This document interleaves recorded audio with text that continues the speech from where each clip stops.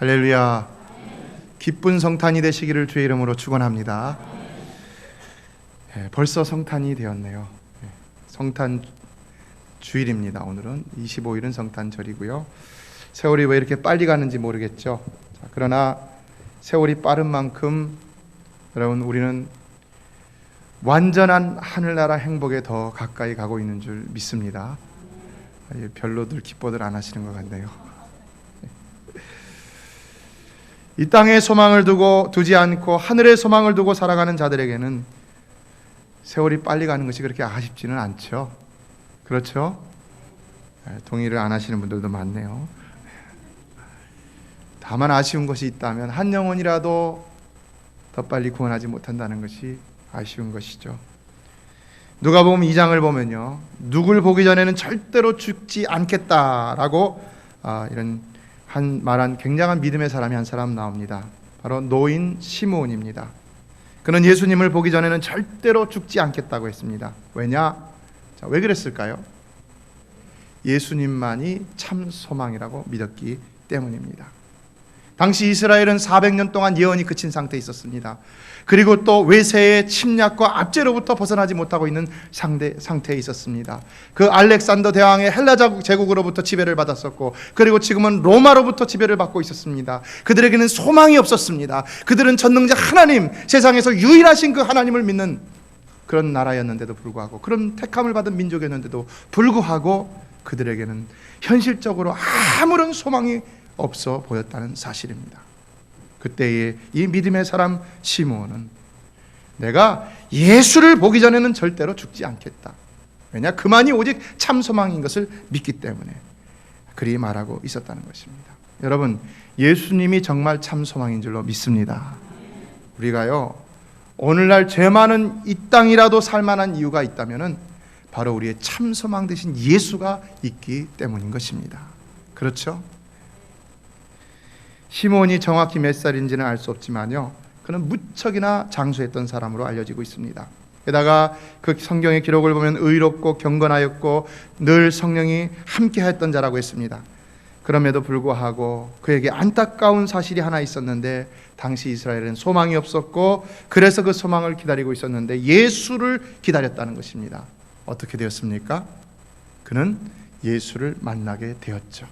그래서 누가복음 2장에서 그 유명한 늙은 시므온의 노래란 눅 디미티스라는 그런 노래를 불렀죠. 오늘날도 성탄절마다 이 노래가 울려 퍼지고 있습니다. 라틴어로, 또 다른 이태리어로, 다른 나라 말로, 또 우리 한국말로도 이렇게 울려 퍼지고 있습니다. 기쁘죠. 얼마나 기쁜지 모릅니다. 여러분은 예수님을 만난 기쁨이 있습니까? 예수님을 만난 기쁨이 있습니까?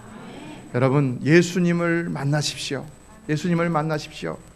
기다리고 기다리는 자에게, 찾고 찾는 자에게 우리 주님은 분명히 만남의 축복을 허락하여 주실 줄로 믿습니다. 기다려야 합니다. 찾아야 됩니다. 갈망해야 됩니다. 왜냐? 그만이 우리에게 참 소망이 되시기 때문입니다. 우리 문제에, 우리 건강에, 여러분, 의사가 고쳐주는 거 아니잖아요. 그렇죠? 여러분, 많은 자본이 우리의 비즈니스를 개런티하는 것이 아니잖아요. 좋은 몫이 우리의 사업을 개런티하는 것이 아니잖아요. 그렇죠? 우리의 재능이, 우리의 학렬이, 우리의 성공을 개런티하는 것이 아니잖아요. 모든 것을 통틀어서 가장 복된 삶을 개런티하는 것은 무엇이겠습니까? 바로 참 소망이신 예수 그리스도밖에는 없다는 것입니다. 예수 그리스도. 이것을 정말로 피부로 느끼고 마음속에 믿습니다, 믿음으로 간직하는 사람들, 확신하는 사람들, 그 사람들은 정말 그 참 소망이신 예수 그리스도를 소유한 자들인 것이죠. 여러분, 기억하십시오. 우리 주님은요, 화려한 궁전이 아니라 짐승의 우리 가운데 염을 통해서 마구간에서 태어나셨다는 사실입니다. 자, 무슨 말입니까? 여러분, 마구간 정신이라는 말 들어보셨어요? 마구간 정신? 한번 마구간을 경험한 사람들은요, 어떤 환경이나 처지에 있더라도 원망하거나 불평하지 않는다는 것입니다. 그래서 사람들이 마구간을 좀 경험해야지 큰 사람이 될 수 있다는 것이죠. 그런데 우리 주님이 바로 마구간에서 태어나셨다는 것입니다. 날 때부터 마구간에서 태어나셨다는 것입니다. 무엇을 말해주고 있습니까? 마구간에서 태어나신 우리 주님은 아무리 우리가 어떤 연약한 환경 혹은 지저분한 환경에 있다 하더라도 그걸 다 받아주시고 용납해 주시겠다는 그런 의도를 가지고 태어나셨다는 것을 우리는 알아야 한다는 것입니다. 어차피요, 우리 주님은 우리가 죄인인 것을 아시고 그 죄를 감당하시기 위해서 이 땅에 오셨습니다. 어차피요, 우리 주님은요, 우리가 예수 믿고 회개하고 새 사람 되고 난 다음에도 여전히 실수하고 때로 범죄할 수 있다는 가능성을 다 아시고 그것을 다 감당하시기 위해서 이 땅에 오셨다는 사실입니다. 그럼 우리가 오늘 또 실패해서 앉아있다 하더라도 실망할 필요가 없는 것입니다. 회개해야죠. 하나님 앞에서 다만 회개하고 내가 새롭게 되기를 하나님 앞에 구해야 되죠.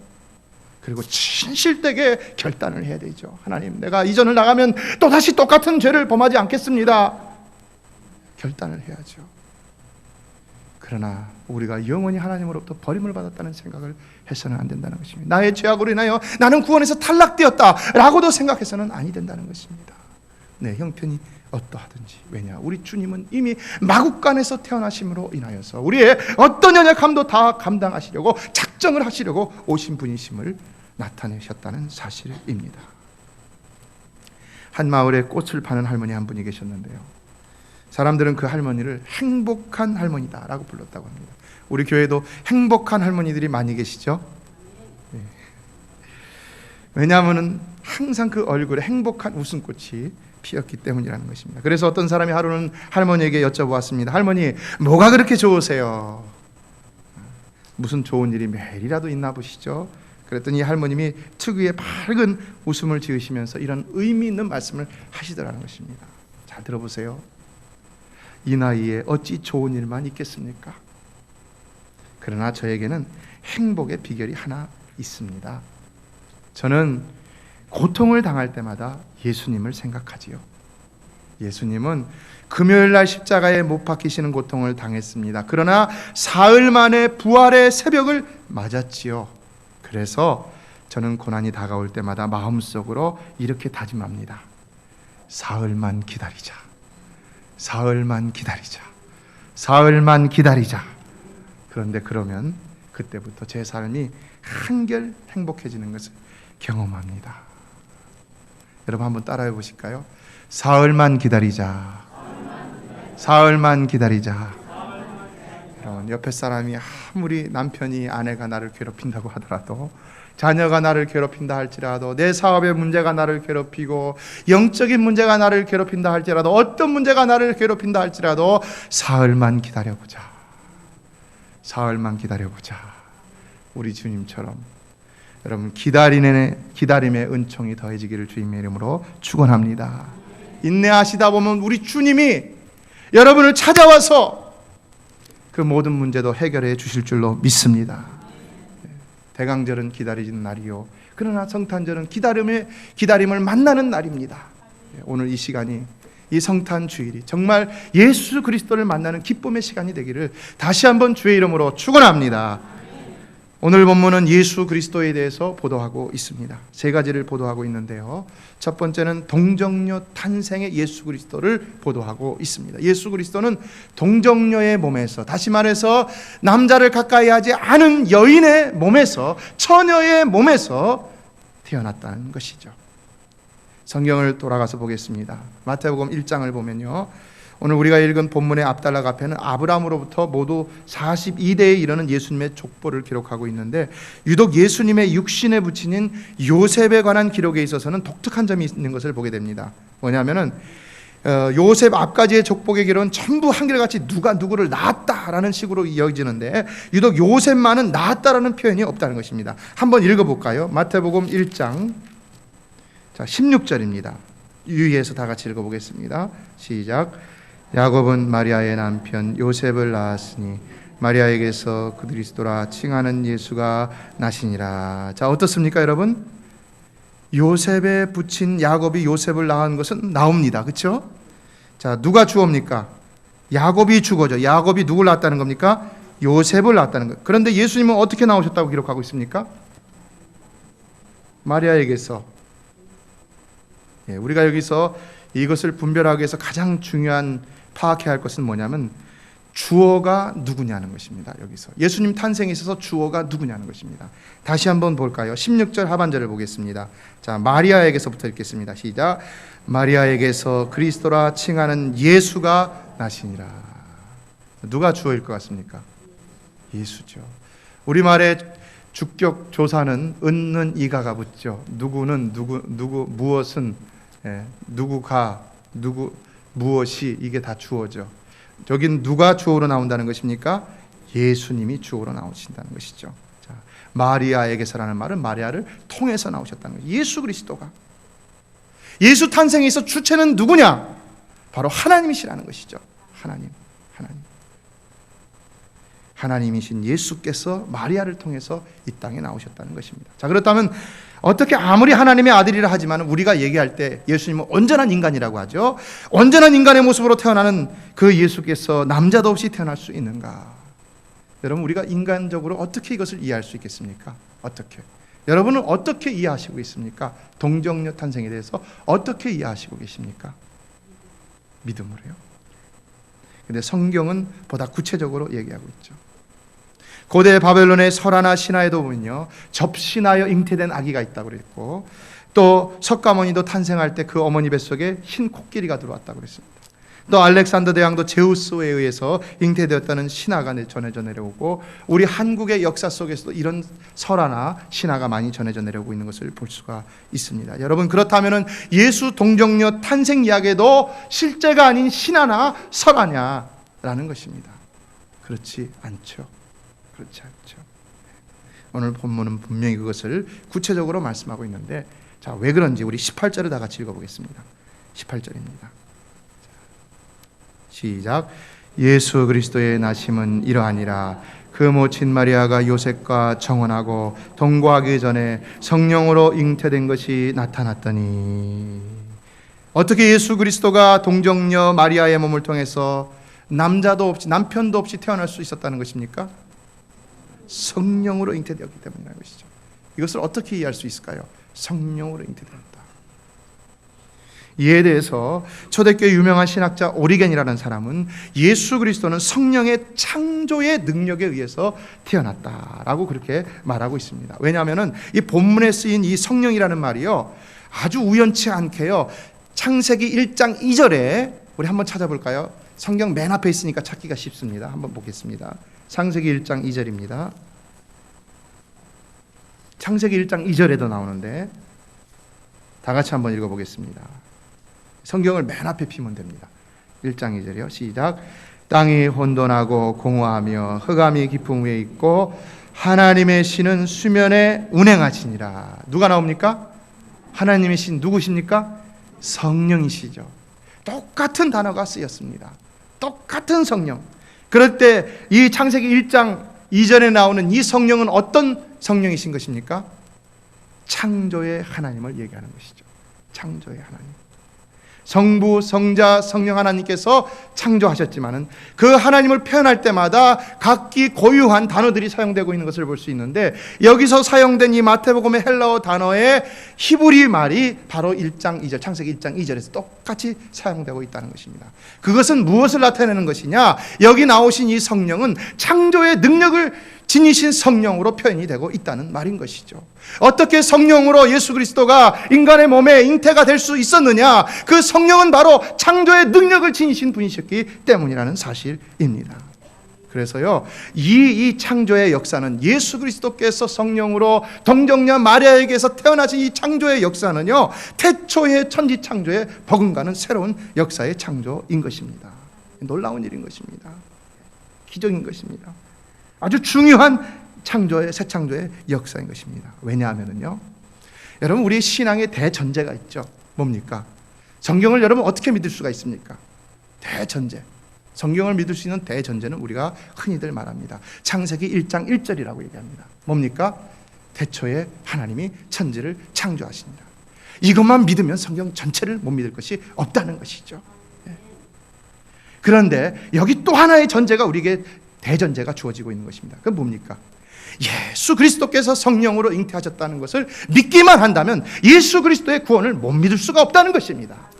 바로 이것이 구약의 제일 처음과 신약의 제일 처음에 나오고 있는 것입니다. 기가 막힌 사실 아닙니까? 바로 우리가 여기서부터 성경을 풀어갈 수 있어야 한다는 것이죠. 그래서 이 예수 탄생의 비밀을 기록한 지금 오늘 성령으로 잉태한 이 사건, 동정녀 탄생, 이거는 우리 신앙에 있어서 가장 근본적으로 누구도 부인해서는 안 되는 아주 중요한 교리이자 또 근본이라는 것을 우리는 알아야 한다는 것입니다. 그럼에도 불구하고 동정녀 탄생을 믿지 않는 사람들이 있다는 것은 참으로 안타까운 일인 것이죠. 그건 모순이라는 것입니다. 그러나 이 성령의 예수 동정녀 잉태 사건은 또한 구약과 신약의 예언과 성취라는 관계를 가장 잘 이해시켜주는 가장 중요한 키워드가 된다고 할 수가 있습니다. 구약의 에스겔 36장 26절로 27절을 보면요, 하나님은 이미 에스겔 선지자를 통해서 이 성령으로 말미암아 죽은 영혼을 새롭게 하시겠다고 약속하신 바 있습니다. 성령으로 말미암아, 성령으로 말미암아. 구약에서 많은 말씀들을 이와 같은 말씀을 하셨죠. 그런데 어떻게 이렇게 됐냐? 이것이 때가 참에 성령께서 예수 그리스도를 동정녀 마리아에게 잉태시킴으로 인하여서 이런 사건이 성취가 되었다는 것입니다. 그 예언과 성취의 관계이신 것이죠. 그래서요, 성령께서요, 예수님의 생애 동안에 관여하시고 교회 탄생에도 관여하시고 구원의 역사 가운데도 다 오늘날까지 관여하고 있는 것을 볼 수가 있습니다. 예수님 세례 받으실 때도 임하셨죠. 예수님의 부활에도 임하셨죠. 예수님의 승천 후에도 교회 탄생할 때 오순절 마가의 다락방에 무엇이 임했습니까? 성령께서 임하셔서 최초의 신약교회가 태동을 하였던 것이죠. 그리고 또한 오늘날도 우리 가운데 임재하셔서 죽어가는 영혼들에게 복음을 듣게 하시고 또 영혼을 새롭게 하시고 뿐만 아니라 거기서 더 나아가서 날마다 하나님의 은혜를 입게 하셔서 거룩하고 또 거룩하고 또 거룩한 하나님의 백성으로 지금도 만들어가고 계신다는 사실입니다. 여러분, 그 은혜 때문에 오늘 여러분이 이 자리에 오게 된 줄로 믿습니다. 우리는요, 우리가 의지가 있어서 아니면 내가 옳다고 생각해서 아니면은 내 흥미 때문에 아니면 그 어떤 것 때문에 좋은 것이든지 나쁜 것이든지 내가 왔다고 생각할 수가 있을 것입니다. 내가 시간이 있어서 혹은요. 그러나 그거 아닙니다.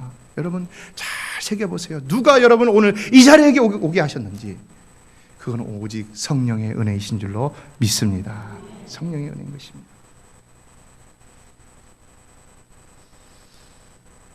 예수를 믿게 된 것도 성령의 역사요.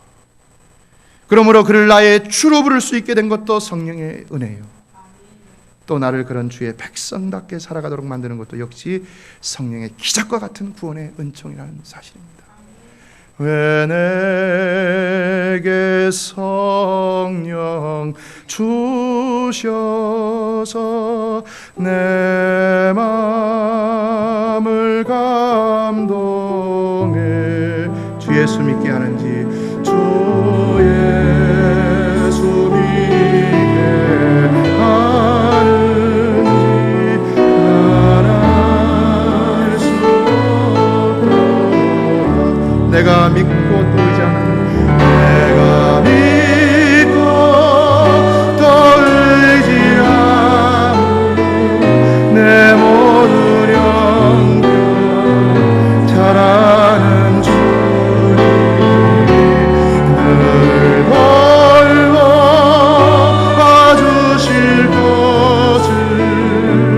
나는 확실히 아네. 여러분 믿으십니까? 이처럼 우리를 성령으로 이 자리에 있게 하신 그 주님께서, 하나님께서 또한 우리를 성령으로 저 하늘 날아가는 그날까지 도우시고 영원히 인도하실 것을 믿습니까? 믿음입니다. 우리의 모습은, 우리의 성격은, 우리의 습관은, 우리의 욕망은, 우리의 걱정하는 것, 우리의 염려하는 것, 소망이 없습니다. 아무리 봐도 수행을 많이 한 고승들도 마지막 순간에는 만족하지 못하고 그들 안에서 발견되는 죄악의 뿌리를 솔직하게 고백하며 세상을 떠나는 것을 우리는 많이 봅니다. 인간적인 방법으로는요, 어떤 방법으로도 내가 거룩하니 너희도 거룩하라는 하나님의 기준을 채울 방법이 없다는 것입니다. 여러분, 하물며 매일같이 수행하며 살아가지도 않는 우리가 세상 가운데서 날마다 사람과 부딪히고 상황과 부딪히고 남편과 부딪히고 아내와 부딪히고 자식과 부딪히고 집사님과 부딪히고 장로님과 부딪히고 그러면서 마음에 때로는 범죄하고 욱하는 마음도 일어나고 분노도 일어나고 사랑도 하고 좋은 것도 많이 있지만 그러나 우리 삶에 부족한 것이 많이 있잖아요. 그럼 우리가 어떻게 조금이라도 거룩하다고 말할 수가 있겠습니까? 이 어린 종이 이렇게 말씀드려서 죄송하지만 여러분 살아보셔서 아시지 않습니까? 내가 오늘 거룩한 마음을 품을 수 있는 것도 하나님의 은혜요. 조금이라도 거룩한 삶을 살아갈 수 있는 것도 하나님의 은혜요. 기도 생활할 수 있는 것도 말씀 생활할 수 있는 것도 전부가 다 하나님의 은혜인 줄로 믿습니다. 그래서 우리는 자랑할 것이 없는 것입니다. 하나님께만 감사하고 영광을 돌려야 하는 것입니다. 바로 이 은혜, 예수 그리스도를 통하여 성령으로 잉태된 이 사건 속에서 우리는 다시 한번 깨달아야 한다는 것입니다. 두 번째는 그는 구원자시라는 것을 말씀하고 있습니다. 본문 21절을 다 같이 읽겠습니다. 21절입니다. 시작. 아들을 낳으리니 이름을 예수라 하라. 이는 그가 자기 백성을 저희 죄에서 구원할 자이심이라 하니라. 여러분 질문합니다. 여기 보면 예수라는 이름을 주신 이가 누구라는 것입니까? 자, 여기 잘 모르겠죠? 자, 20절을 보세요. 나옵니다. 자, 누가 이런 말을 했는지. 누가 나옵니까? 주의 사자. 그러면 누가 이 이름을 주셨다는 것입니까? 예수라는 이름을요? 하나님이 주의 사자를 하나님의 사자를 통해서 주셨다는 것이죠. 자, 그렇다면 왜 이름을 다른 이름도 많이 있는데 한세영이라는 이름도 있고 제 이름이 좋습니다. 예. 인간 세자에다 빛을 영자입니다. 좋죠? 세상을 비춰라. 그래서 저희 아버님이 지어주신 이름입니다. 예, 좋은 이름들이 있으실 텐데 여러분도 근데 왜 하필이면 예수라는 이름을 주셨을까요? 왜요? 예, 그것은 이 예수라는 이름의 뜻을 살펴보면 알 수 있죠. 자, 그 뜻이 뭡니까? 예, 그 뒤에 보면 나오죠. 자, 이것을 문자적으로 연구를 해보면요, 이렇습니다. 우리말로 번역된 이 예수에 해당하는 헬라어 성경의 단어를 보면요, 이에수스 이렇게 되어 있습니다. 이에수스. 이에가 같이 붙어봅니다. 이에수스. 그러면 이에수스는 무슨 뜻이냐? 요거는 다시요, 구약의 히브리의 이름 예호슈아라는 말, 예호슈아라는 이 말을 헬라어로 음역한 것입니다. 예를 들면은요, 제가 중국에 갔더니 중국에 선교를 갔었는데 그 코카콜라를 갖다가 코카콜라 이렇게 하더라고요. 이 발음이 정확한지 모르겠어요. 죄송합니다. 아무튼 이렇습니다. 이게 바로 영어의 음역을 따갖고 중국말로 쓴 거예요. 마찬가지로 우리말에 지금 여기 우리말에도 코카콜라라고 그러죠. 예, 우리도 코카콜라 비슷한가요? 우리말은 좀 비슷하죠, 영어하고. 히브리의 이름을 헬라어로 옮기다 보니까 이 예호슈아가 이에수스가 되었다는 것입니다. 자, 그러면 또 그 말을 한국말로 옮기면 어떻게 된 것입니까? 예수가 된 것이죠. 예, 이런 것입니다. 자, 그렇다면 우리가 근본적으로 예호슈아가 어떤 의미를 가지고 있는지 알아야 되겠죠. 자, 그렇다면 예호슈아 우리가 잘 아는 어떤 이름과 발음 비슷하죠. 예, 여호수아와 비슷하죠. 그럼 여호수아의 이름의 뜻이 무엇입니까? 여호수아, 여호와는 구원이시다라는 뜻입니다. 여호와는 구원이시다. 그러니까 지금 예수라는 의미의 이름의 의미는 뭐라는 것입니까? 여호와는 구원이시다라는 의미라는 것입니다. 그래서 21절 하반절을 보면요, 다 같이 다시 한번 읽겠습니다. 이는 시작. 이는 그가 자기 백성을 저희 죄에서 구원할 자이시니라 하시니라. 바로 이것이 예수의 뜻이라는 것이죠. 예수는 오직 우리를 판단하실 수 있는 유일하신 심판자 하나님께서 우리를 죄로부터 구원하시기 위해서 이 땅에 성령으로 보내신 하나님의 아들이요, 그러므로 오직 예수밖에는 우리를 진정 죄에서 구원하실 자가 없다는 사실입니다.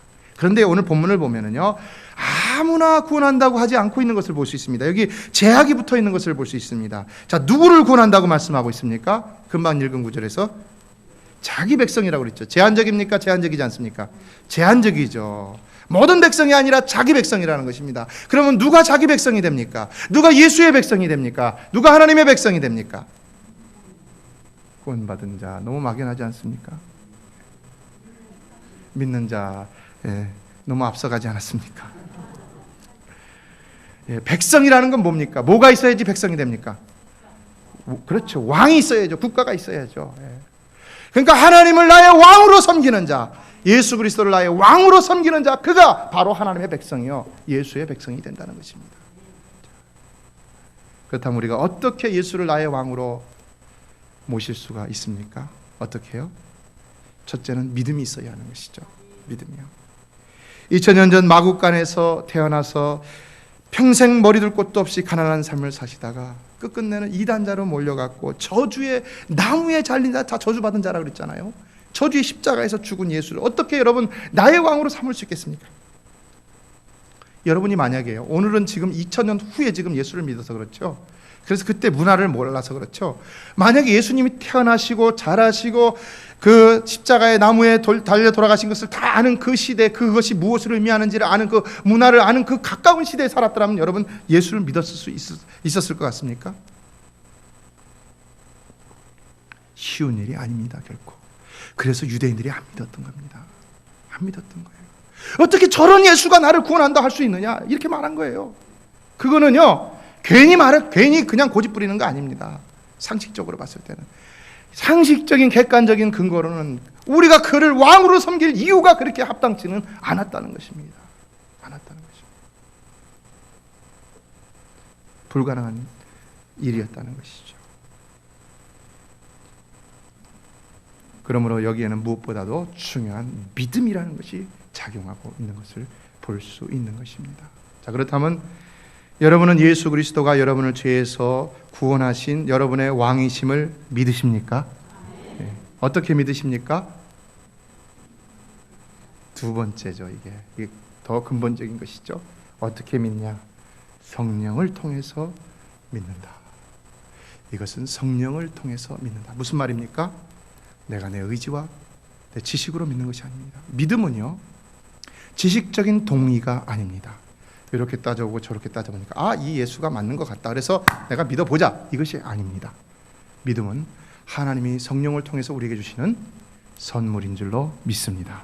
선물이에요. 믿음은 선물입니다. 내가 믿는 게 아니에요. 하나님이 믿게 하시니까 내가 믿을 수밖에 없는 거예요. 기가 막힌 사실이죠. 어느 추운 겨울이었습니다. 한 어머니가 포도를 구하기 위해서 여러 곳을 돌아다녔습니다. 왜냐하면 중병에 걸린 외아들이 포도를 간절히 원했기 때문입니다. 그런데 이 어머니가 궁궐을 지나는데 그 궁궐 담벼락에 포도가 주렁주렁 열려있다는 것입니다. 그래서 관리인에게 사정을 했어요. 내가 100불을 줄 테니까 포도 한 송이만 나에게 주십시오. 그랬더니 관리인이 고개를 가로졌습니다. 100불이면 큰 돈이죠. 이 어머니가 다시 사정을 했습니다. 200불을 줄 테니까 좀 주십시오. 그랬더니 이번에는 막 관리인이 화를 내면서 이 어머니를 갖다 궁궐에서 멀리 내쫓았다는 것입니다. 어떻게 됐을까요? 어떻게요? 그런데 마침 공주가 그것을 멀찌감치 지켜보고 있다가 멀리 쫓겨나 슬피 울고 있는 그 어머니를 불렀다는 것입니다. 여인이여, 당신은 지금 큰 실수를 했습니다. 이 포도의 주인은 그 관리인이 아니라 이 나라의 왕이십니다. 그리고 그분은 장사꾼이 아닙니다. 그분은 포도를 팔지 않고 그냥 주시는 분이십니다. 그러더니 포도를 딱 따갖고 어머니에게 안겨주셨다는 것입니다. 여러분, 여기서 우리가 뭘 볼 수 있습니까? 하나님의 구원도 이와 똑같다는 것을 볼 수 있지 않습니까? 여러분, 하나님은 구원을 장사하시는 분이 아닌 줄로 믿습니다. 그래서 여러분이 아무리 물질이 없어서 진짜 하나님 앞에 헌물을 하나도 드리는 것이 없다 할지라도 그것과 구원과는 상관이 없다는 것입니다. 상관이 없는 겁니다. 병든 자, 가난한 자, 연약한 자, 병상에 누워서 아무 일도 주를 위해서 할 수 없는 자라 할지라도 구원은 하나님의 선물이기 때문에 하나님이 주시면 받을 수밖에 없다는 사실입니다. 놀라운 사실이죠. 어느 신통한 무당이요, 어느 수행을 많이 한 이방의 승려가요, 혹은 그들이 추앙하는 성자라는 그런 존재들이요, 우리에게 어느 정도의 길은 보여줄 수 있습니다. 당신의 잘못은 이렇습니다. 혹은 귀신도 있다고 그랬잖아요. 당신의 미래는 이렇습니다. 그러나 차이점은 뭡니까? 구원을 줄 수 없다는 것입니다. 해결을 해줄 수 없다는 것입니다. 그러니까 현혹돼서는 안 된다는 것입니다. 해결해 줄 수가 없어요. 누구만이 해결해 줄 수 있다는 것입니까? 하나님만이 해결해 줄 수 있다는 것입니다. 누구만이 구원해 주실 수 있다는 것입니까? 예수 그리스도만이 구원해 주실 수 있다는 것입니다. 그래서요, 우리는 우리 영생을 위해서 무엇보다도 성령을 통해서 전해주시는 귀중한 하나님의 선물인 예수 그리스도를 믿음으로 받아들일 수 있어야 하는 것입니다. 마지막으로 세 번째, 그 예수는 임마누엘이라는 말씀을 하고 있습니다. 23절을 다 같이 읽겠습니다. 시작.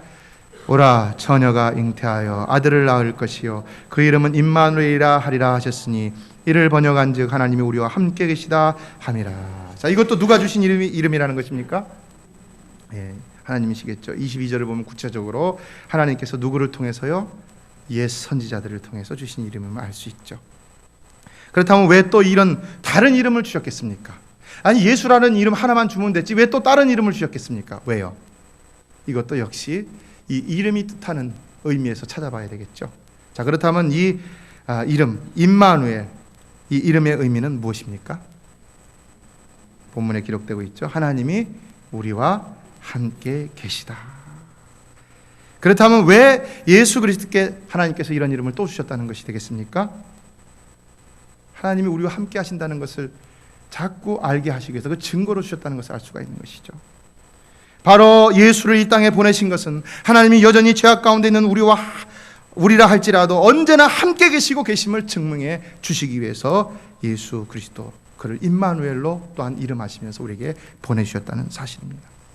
여러분, 택함을 받은 자라 할지라도 범죄한 백성은 징벌을 면키가 어렵습니다. 그렇죠. 그래서 시편 37편 27절, 저는 넘어지나 아주 엎드러지지 아니함은 여호와께서 손으로 붙드심이로다. 이 말씀은 구원에서 탈락하는 자가 없다는 것이지만, 그러나 성도들도 넘어질 때가 있다는 것이죠. 넘어져 공고할 때가 있습니다. 힘들게 살아갈 때가 있습니다. 내가 하나님을 믿는데 왜 나에게 이렇게 힘든 삶이 계속되나? 내 사업이 망하고 내 가정이 파탄이 되고, 어쩌면은요 심한 경우에 내가 죽을 병에 걸리고, 이럴 수가 있습니까? 없습니까? 있다는 거예요. 어떤 경우는 그것이 나사로의 경우와처럼 하나님 영광을 받으시게 하는 경우도 있지만, 또 많은 경우는 어떤 경우입니까? 네, 죄로 인하여서 그렇게 된 경우죠. 그런데 그때 우리가 어떻게 합니까? 어떻게 합니까? 시편 43편 2절을 보면 고통 중에서 다윗은 이렇게 부르짖고 있습니다. 주는 나의 힘이 되신 하나님이시오늘 어찌하여 나를 버리셨나이까? 버리셨나이까? 내가 어찌하여 원수의 압제를 인하여 슬프게 다니나이까? 시편 22편 1절에서도 내 하나님이여 내 하나님이여 어찌 나를 버리셨나이까? 어찌 나를 멀리하여 돕지 아니하옵시며 내 신음하는 소리를 듣지 아니하시나이까? 우리 주님도 이런 말씀하셨죠. 오늘 여러분 가운데도 이런 말씀을 하시면서 여기 앉아있는 분이 혹 계실지 모르겠습니다. 하나님, 왜 이렇게 내 삶이 힘듭니까? 너무너무 힘듭니다. 하나님, 왜 내 삶이 이렇게만 돼야 됩니까? 소망이 없는 그런 삶이 있을 수 있죠. 당시 이 본문을 기록할 당시에도 이스라엘은 400년 동안의 예언이 없었습니다. 그리고 계속해서 외사의 침략과 압제가 있었습니다. 어떻게 생각하겠습니까?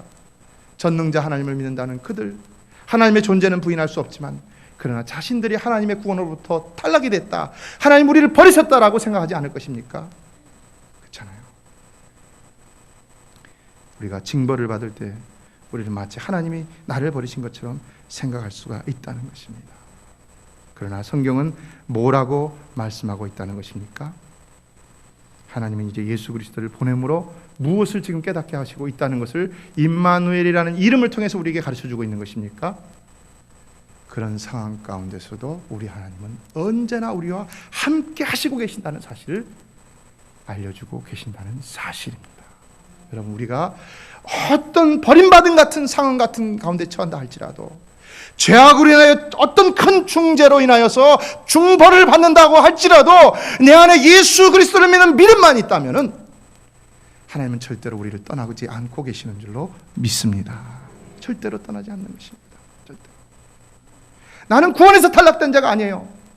너무 고통이 심하다 보니까 혹 내가 구원에서 탈락됐나라고까지 생각하는 사람이 있는데, 여러분 안에 예수를 믿는 믿음만 있다면, 임마누엘의 주님만 있다면은 하나님은 결코 여러분을 떠나시지 않고 계시다는 사실입니다. 그래서요, 우리 주님은 우리가 죄를 짓는 가운데도 임마누엘 하시고 계시다는 사실을 우리는 기억해야 하는 것입니다. 그것을 깨달은다면 얼마나 부끄러운 일입니까? 말씀을 맺습니다. 사랑의 약속이라는 미국 단편 소설의 남자 주인공인 공군 조종사가 어느 날 시립도서관에서 썸머셋 모험의 인생의 굴레에서라는 책을 대출 받았는데, 그 책을 읽다 보니까 그 책 글에 밑줄 친 것에 아주 큰 공감을 가지고, 나도 여기에 참 중요하다고 생각하고 참 공감을 갖는데, 이 사람도 이렇게 썼구나. 그래갖고 누군가 하고 찾아봤더니 한 아름다운 여인이었는데, 아름다운지는 아직 모르죠. 만나보지 못했으니까. 이제 편지를 했다고 합니다. 그리고 난 다음에 얼마 후에 전쟁이 일어났습니다. 그래서 이 공군 조종사는 전쟁에 참여해서 죽음의 고비를 여러 차례 넘기는 동안에 계속해서 이 여인과 편지를 주고받습니다. 그러는 사이에 어떻게 되겠습니까? 사랑이 싹이 텄겠죠. 그래서 굉장히 가까워지게 되었습니다. 그리고는 전쟁이 끝났습니다. 그리고 두 사람은 한번 만나기로 약속을 했습니다. 장소는 뉴욕의 어느 지하철 종점이었습니다. 그런데 서로 얼굴을 알지 못하기 때문에 그 여인에게 보라색 꽃을 꽂고 이렇게 나오도록 했다는 것입니다. 드디어 약속 시간이 되어서 그쪽으로 갔는데 아주 날렵하고 아름다운 여인이 하나가 싹 지나갔습니다. 마음이 설레죠. 내가 만날 여인도 저렇게 아름답겠구나. 자, 그런데요, 글쎄 바로 그 자리에 다름 아닌 얼굴이 좀 쭈글쭈글하시고 주름이 잔뜩 있는 한 노파가 그 약속했던 보라색 꽃을 꽂고 나와 있더라는 것입니다. 여러분 같으면 어떻게 하시겠습니까? 아멘요? 도망가시겠죠. 이분이 아무리 생각해도 그래서 내가 약속했으니까 약속을 저버릴 수 없다 해갖고는 그 노파 앞으로 가고 정중하게 인사를 하고 내가 누구입니다 라고 소개를 했다는 것입니다. 어떻게 됐을까요?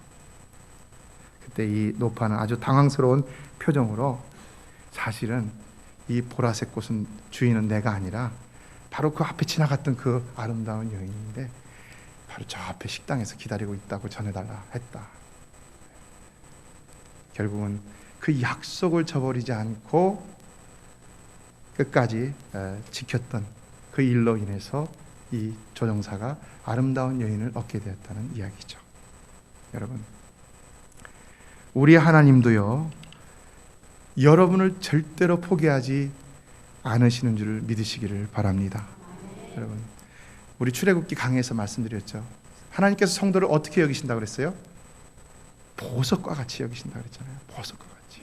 하나님은요, 우리의 모습이 어떤지 간에, 사람이 우리를 어떻게 평가하든지 간에요, 우리 한 사람 한 영혼 한 영혼을 보면서 보석과 같이 여기시는 거예요. 그러니까 자신의 아들 예수 그리스도를 이 땅에 보내주시고, 또 그것도 마구간에 보내주셔서 평생 머리 들 곳도 없이 가난한 삶을 살게 하시다가 저주의 십자가에서 못 박혀 죽게 하셨다 아닙니까? 증거 아닙니까?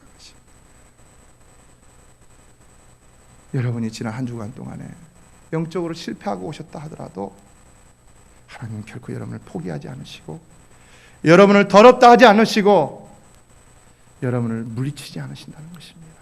포기하지 않으신다는 것입니다. 여러분이 주름이 많아 얼굴이 쭈글쭈글 하셔도, 죄를 많이 지어 속이 시커하다 할지라도, 가난에 찌들어서 정말 아무것도 하나님 앞에 드리는 것도 하는 것도 없다 할지라도, 날마다 실수를 해서 하나님께 실망만 시켜드린다 하더라도 여전히 여러분을 향한 하나님은 사랑의 약속을 지키시고 계시는 줄 믿습니다. 그러므로 오늘 우리가 이 시간에 중요한 것은 무엇입니까? 다시 회복되는 것입니다. 또 다시 힘을 얻고 일어나서 나가서 하나님의 거룩한 백성으로 살아가야 되고 결단하고 나가는 것입니다. 결단하고 나가는 것입니다. 하나님, 내가 다시 새롭게 일어나서 주의 뜻을 행하는 자가 되겠습니다. 또다시 범죄하지 않겠습니다. 하나님, 나를 도와주세요. 설령 내가 또다시 실패한다 할지라도 하나님은 나를 붙드실 것이지만은, 도와주실 것이지만, 나를 버리지 않으실 것이지만, 그러나 그럼에도 나는 열심히 한번 해보겠습니다. 이런 결단을 해야 한다는 것이죠. 성탄은 바로 그 약속의 증거이신 예수 그리스도가 태어나신 세상에서 최고로 기쁜 날인 것입니다. 그래서 누가복음 2장 14절에서 천사들이 이렇게 했죠. 지극히 높은 곳에서는 하나님께 영광이요, 땅에서는 기뻐하심을 입은 사람들 중에 평화로다. 여기 평화는 샬롬, 뭡니까? 회복을 얘기하는 것이죠. 그러므로 이번 성탄을 맞아 진정 예수 그리스도로 인한 기쁨을 누리심으로 여러분의 삶도 다 회복될 수 있는 은총이 주어지게 되기를 주님의 이름으로 축원합니다.